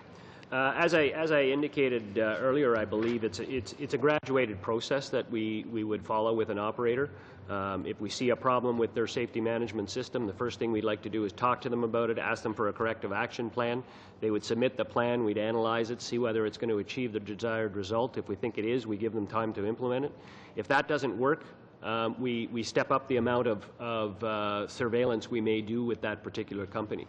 We may get to a point where we do administrative monetary penalties, and then as we move on, we can go up to pulling the operating certificate of a particular company if they don't appear to be complying, or at any point in time, if we find the situation is so grave we can and we have pulled operating certificates of companies that we feel just aren't up to snuff, and we don't hesitate to do so. It's probably most mature in the aviation sector that we have these business practices, so I'll let Mr. Ely provide some color in that regard. Yeah, I think the main point is on suspensions, for example. We will often identify the conditions under which they can, the suspension would be removed. So it's quite often dependent on the company as to how long it takes them to meet those conditions. So it's not so much a penalty of a fixed period, but these are the things you have to fix before you can go back into business. And is there generally a length of time? You said the graduated approach for monetary penalties and so on. Is there a length of time that you would allow a company to get up to speed, or is that sort of on a case-by-case basis? Well, certainly on the when we find an issue and we look at the corrective action plan, the length of time they get to actually resolve the problem depends on the severity of the problem. So if it's an administrative issue, there's more tolerance than if it's a safety issue, clearly. So that's built into the process. Okay, thank you. What, in terms of how the U.S. manages their safety in terms of the air, marine, and land transport, does the U.S. use an SMS system as well, the USA? And if so, for what sectors and how is it applied? It depends on the mode. Really, I'll let Mr. Ely talk about the air mode, and then Monsieur Roussel and Mr. Bourdon can talk about the other mode. Yeah, the FAA is moving in gradually in a number of areas. In some cases, it's still voluntary. So the rule is there, but it's not necessarily required at this point, but they're moving towards that. So we've been doing a lot of sharing of the experiences with them. So they're committed and they're en route, but I wouldn't say it was mature yet. Danelle? Yes, south of the border, any U.S. flag vessels who are doing international trips will be facing the same rule, the ISM code. So those vessels are we're in sync with their regulations. Domestically, it's vary a lot. They're still working on many fronts with smaller operators, ferries operators, and we have the same. They have also the same type of initiative by some ferry operators, for example, who are adopting the ISM code for their purposes. But it's vary a lot depending on the area of operations. Okay. Thank you. Yeah, for rail, the FRA does not require the U.S. carriers to develop an SMS. They're working towards something called a risk reduction program that they're trying to develop. And just to clarify that in the rail mode, before the amendments in the Railway Safety Act came into force on May 1st, we had no authority to impose AMP or to require railway operating certificate. Now, we do have that authority since May 1st, and we're currently developing the regulation, which hopefully will come into force by the end of the summer. Okay, thank you. And I'll move to Mr. Tote for 5 minutes. Thank you, Mr. Chair, and thank you, Mr. McDonald and your team. It's good to have you here, and this has been very helpful. I want to start with a question in regards to your oversight and monitoring, and you talk about on page 3 of your slide deck on SMS audits and assessments. And I would assume that also includes your approval process of operation manuals, et cetera. And I'm just wondering if you could walk us through very briefly the process that you would actually go through for making sure that an operations manual is following the process of the SMS procedure, and also what your follow-up is on that to make sure there's implementation. I mean, it's great to have a manual, but what's the implementation process, and how do you verify the actual implementation of the manual is occurring? It varies from mode to mode, so I'll let Mr. Ely start, and then I'll ask Luke to follow up, so you get the two. The way I'd like to characterize it is, generally speaking, if a company is moving into a different field of operation, extending their routes or changing their aircraft fleet, for example, under SMS, we would expect them to do an assessment of all the risks to the company. From their point of view, that would include the business risk. From our point of view, the safety risks. So at the point where they came in to change their operational procedures, they would have actually identified the risks and the mitigations they put in place. They would then be reflected in their manual. So I would suggest that the SMS philosophy drives how well the manual would be prepared when we receive it, as opposed to the other way. Verify that update has been done. Yeah, so we would look to see whether they've thought of all the aspects, and that their analysis would be where they would do that and identify the risk. And in some cases, companies have decided not to do something. They've done an assessment and decided that the mitigation is just too much and it's not a worthwhile piece, so we may not even see it. Luke, you want to talk about the rail side? Yes, we do not approve operation manual in rail. If they, let's say for train operation, they have to follow the Canadian Rule of Operating Rules, that all these rules have been approved by the minister. So they have to follow that. In terms of internal procedure that the railway may develop, usually they're being developed in order to support our rules and regulations that are in place. So we will measure compliance to these rules and regulations, but per se will not approve an internal operating manual. I guess that leads me to my other question, and that's in regards to Mr. McDonald. You said you don't give a form for safety management systems, and I understand that. That makes perfect sense that there's not a form with check boxes, etc. But coming back to what Mr. Bourdon was just saying, there's obviously a need for consistency within that. So how do you, without having the form aspect of it, follow up and make sure there is actually consistency from one company to another, that they are doing the same things within that safety management system and that we're having the same outcomes? Essentially what we in safety management and what our regulations require is a framework for a safety management system. So it will outline the various elements that your safety management has to have. Who's your lead safety officer? What you have to have a QA program. You have to have environmental aspects to it. So there's a number of elements to the safety management plan. So what we would do is go in and look at those various elements, what's required in the regulation, and make sure that the organization meets all of the elements that are required as set out in the regulations. Okay. Then just getting back to a little bit of Mr. McGinty's question, and it comes back to the international aspect of this, and we had a bit of an answer on the marine, whether there's, there's been a move to SMS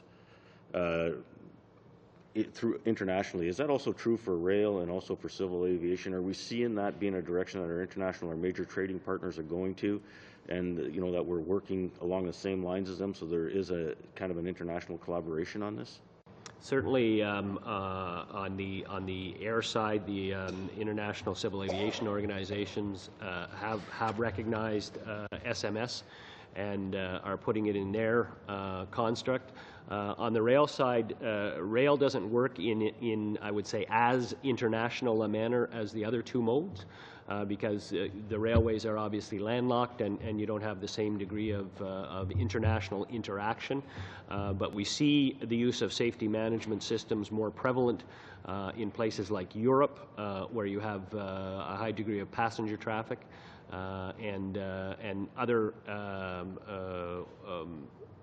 areas are looking at it as well. But there's not the same degree of international cooperation there.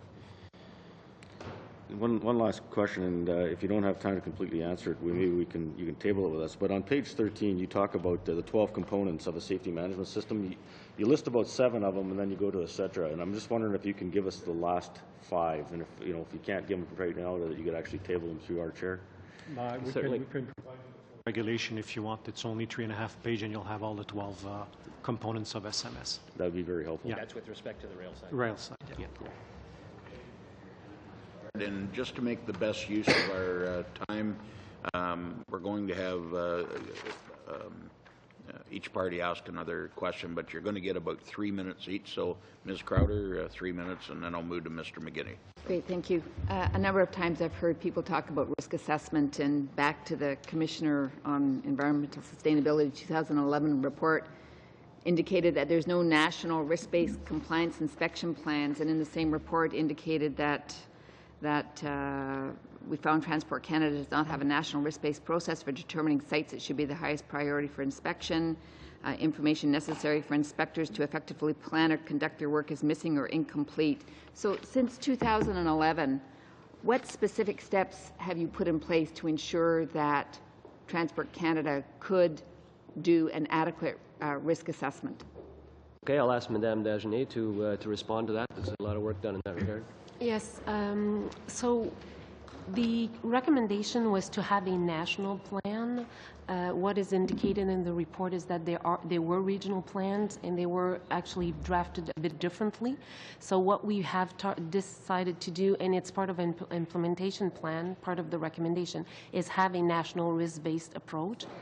two regions that didn't have any. The Prairie and Northern region had no documentation to provide that the inspection plan, so not all regions did have a plan. They have a plan. It may not have been properly documented. Okay. So what we have done in the past 2 years is develop a national risk-based approach. We are doing our inspection on a risk-based approach, and we have developed a risk tool that identifies criteria where our inspection should be targeted, and these are identified by being the higher risk, and this is where we do our most of our inspection. And it can be dependent on the type of goods that is transported. It can be dependent on the means of containment that is used. It can be dependent on if it's an irreparable product, because emergency responses to planned products are usually highly dangerous. So depending on the criteria, we identify the higher risk, and this is how we plan our inspection. Is that available publicly? No, it's not available publicly. Am I out of time? Just under a minute. So when you said that's not available publicly, so the public has no way of knowing what kind of risk assessment is used depending on which transportation sector it is. Is that correct? Well, basically, our criteria are identified. They are public. They are on our website. We do have identification of the different criteria. What we don't put in there is what we have done as the specific inspection in the specific site. Okay, so the public could understand the process, but they won't have access to the actual risk assessment that's done on any particular sector or any particular type of good. Yes, that's correct. So with regards to the compliance piece of it, I've heard a lot about audits. I assume there's some sort of a grid that the highest risk gets the audit or the compliance? The highest risk, it gets the inspection, because under the TDG program, we do inspection, targeted inspection of high-risk sites, and we concentrate our inspection on shippers, means and containment facilities, manufacturers, and producers. Do you know how many audits are conducted on the highest risk?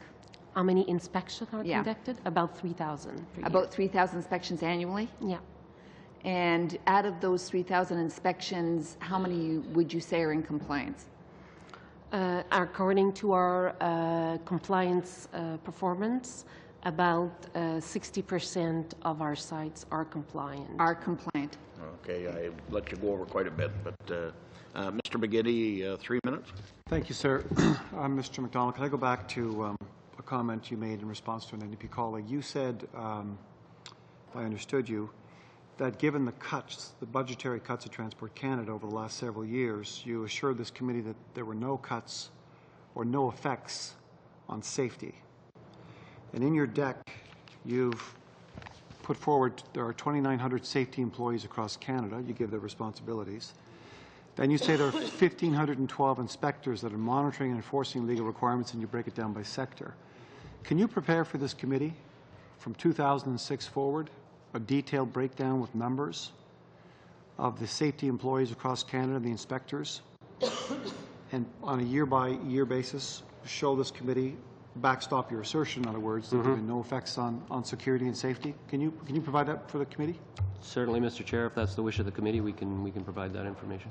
So that would be year by year from 2006 forward, sector by sector, the numbers up, down, the same, etc. That would be very appreciated. I also referred earlier to the trend towards carrying much more oil by rail. And this has a direct bearing on the question of SMSs and capacity. Rail shipments of oil in Canada have gone from about 6,000 train carloads in 2009 to an estimated 14,500 this year. Now, in Saturday's Globe and Mail, I want to read from a main story here that was published on the front page on Saturday. Here is the quote.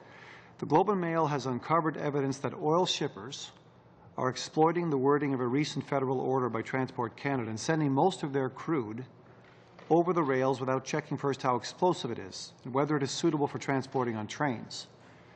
They then go on to say that industry insiders in North Dakota, in the Bakken oil field, from whence that oil, which was ignited and blew up in Lac Mégantic, came. Industry insiders are saying, quote, that very little oil is being tested, that operating procedures remain mostly unchanged. Mr. McGinney, point of order, Mr. Watson. Yeah, again, that's the other aspects of the regulatory environment. That's not the safety management system itself. But. He's right, Mr. McGinney, if you can stick to the... Well, Mr. Chair, this is a direct bearing on SMS for this particular company. If you can show me how it does, keep Absolutely, going. because the SMS that's in place between the regulator and the company that's carrying this oil right now, and the fact that there's been a protective direction issued by Ottawa, this should be caught. This, in fact, should have been enforced. What we're finding out that, in fact, it's not. So this is a direct bearing on the SMS. Protective direction. Yeah, I guess I read the very same article, Mr. McGinney, and what that article says, I guess is up to interpretation to a degree, but the companies who are shipping the oil, nobody's lying. They're putting it in a class 1, which is, you know, I guess it's all on how you want to read it, but I have read the same thing. Chair, that relates to the new that relates to the new protective order, not necessarily safety management systems. Whether or not that will be captured in future safety management systems may be a particular issue, but he's asking about the interpretation of a new regulatory measure. Yeah, and I think Mr. Watson is right on that, and you're not really on to SMS. It is related to rail safety, which you will get to you know, talk to in depth, but the witness, Mr. Chair, if I could, is the new protective direction around this question of identifying oil part of the SMSs that are in place? It relates to the transportation of dangerous goods, but obviously any company within their SMS, if there is a regulatory requirement, they obviously have to have a methodology for ensuring that that regulatory requirement is met, and the protective direction carries the weight of law of any regulation. So a company would have to ensure, a transportation company that has an SMS would have to ensure that those are being complied with, yes. So now move to Mr. Watson for the last 3 minutes. Thank you. And Transport Canada inspectors can look at that issue. I want to quote very briefly page 67 of the Rail Advisory Panel report before giving over to Mr. Komarnicki. Under the implementation of safety management systems, the panel said, quote, "It has been nearly 7 years since railways have been required to implement safety management systems. While progress has certainly been made, in the panel's opinion, the implementation of SMS across the rail transportation system and by the regulator, that's Transport Canada, has been inconsistent. The panel expected that after so many years, both the regulator and the industry would have made more progress," end of quote.